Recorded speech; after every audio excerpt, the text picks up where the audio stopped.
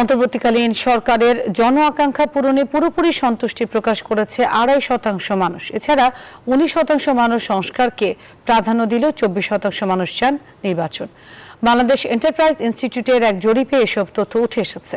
এ সময় রাজনৈতিক নেতারা বলেন, নিজেদের দ্বন্দ্বের কারণেই অশুভ ফ্যাসিবাদী শক্তি আবারও শক্তিশালী হচ্ছে। আর ঐকমত্য কমিশনের সহ-সভাপতি ডক্টর আলী রিয়াজের মতে, নির্বাচন প্রয়োজন হলেও তা গণতন্ত্র উত্তরণের যথেষ্ট নয়। ডক্টর ইউনূস অন্তর্বর্তী সরকারের প্রধান হিসেবে দায়িত্ব গ্রহণের পর জন আকাঙ্ক্ষা কতটুকু বাস্তবায়ন করতে পারছে সে নিয়ে প্রশ্ন উঠেছে পুরো বছর জুড়ে। এমন প্রেক্ষাপটে জনমানুষের ভাবনা ও প্রত্যাশা নিয়ে ২০২৪-এর নভেম্বর থেকে চলতি বছরের আগস্ট পর্যন্ত জরিপ করে বাংলাদেশ এন্টারপ্রাইজ ইনস্টিটিউট। ঢাকাসহ ১৩ জেলার ১৫০০ মানুষের ওপর চালানো ওই জরিপে মাত্র ২.৫% মানুষ অন্তর্বর্তী সরকারের পদক্ষেপে পুরোপুরি সন্তোষ প্রকাশ করেন। পাশাপাশি ১৯% মানুষ সংস্কারকে গুরুত্ব দিচ্ছেন আর নির্বাচন চাচ্ছেন ২৪% মানুষ।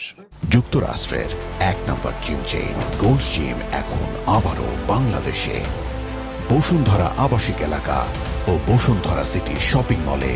রাজনৈতিক দলগুলো এখন পর্যন্ত যে স্ট্যান্স আছে সেটা জনগণের আকাঙ্ক্ষা খুব বেশি একটা প্রতিফলিত করতে পারছেন না। বাংলাদেশের আগামী রাজনীতি আর্থসামাজিক পরিবর্তনগত কাঠামোগত জায়গায় দাঁড়াক, তার সাথে সংগতিপূর্ণ রাজনৈতিক জায়গা দাঁড়াক। ভবিষ্যতে গণতান্ত্রিক উত্তরণের জন্য এই অশুভ নেক্সাস সবচেয়ে বড় রাজনৈতিক হুমকি হিসাবে এটা কাজ করবে।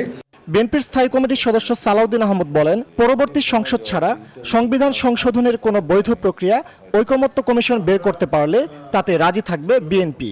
যদি এখন বলা হয় যে সমস্ত সংস্কার প্রস্তাবগুলো এখনই বাস্তবায়ন করতে হবে, ইনক্লুডিং কনস্টিটিউশনাল অ্যামেন্ডমেন্ট প্রপোজালস যেগুলো হয়েছে, এর পিছনে অন্য কোনো উদ্দেশ্য আছে কিনা যারা বলছে সেটাও আপনারা একটু বিশ্লেষণ করে দেখবেন যে এই অনিশ্চয়তা সৃষ্টির মধ্য দিয়ে অন্য কোনো বিষয় সেখানে আড়ালে বলতে চাচ্ছে কিনা। আর ঐকমত্য কমিশনের সুপারিশগুলো বাস্তবায়নে রাজনৈতিক দলগুলোকে এগিয়ে আসার আহ্বান জানান ডক্টর আলী রিয়াজ।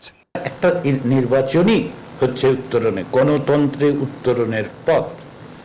তো তাই যদি হবে তাহলে আমাদের দেশে গণতন্ত্র প্রাতিষ্ঠানিক রূপ পেল না কেন? তিনবার তো আমরা গণতন্ত্র উত্তরণের মধ্য দিয়ে গেলাম, নির্বাচন তো হলো। রাজনৈতিক ভিন্নমত থাকলেও জুলাই অর্জিত জাতীয় ঐক্য অটুট রাখার প্রত্যয় ব্যক্ত করেন আলোচকরা। আমাদের নতুন করে ঐক্যমত্য ফজলে রাব্বি সৌরভ, নিউজ 24, ঢাকা।